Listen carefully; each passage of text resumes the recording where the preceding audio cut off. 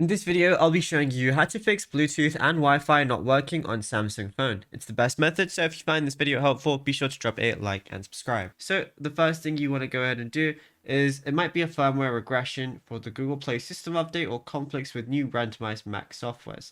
So what you want to go ahead and do is firstly go over to your settings application. So we're going to go there right now. Then go to connections or network and internet, and then just go over to internet or Wi-Fi in my instance. Now, tap the gear icon next to your Wi-Fi network. So I'm going to tap mine right now. And then look for privacy or MAC address type.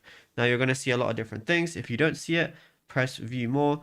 And then go ahead and scroll down. And where it says MAC address type, you want to make sure that you change it from used randomized MAC to use phone MAC. When you use that, it says using your phone's MAC address may allow your connection or your location to be tracked.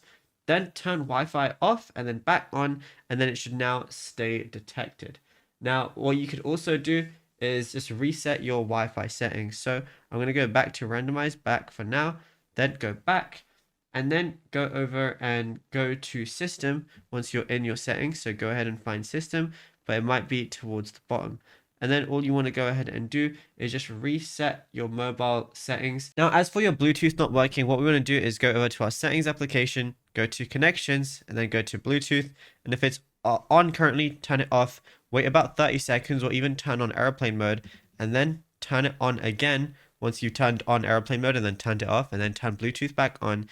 And then you just want to make sure your other device, whatever you're trying to connect, is in pairing mode, because if it's not in pairing mode, it's not going to be in the available devices section. What I can also do is stop the scan on the top right, press scan again, and it's going to search again for the available devices. Just make sure when you do press scan that it is in pairing mode, and then you'll be good to go.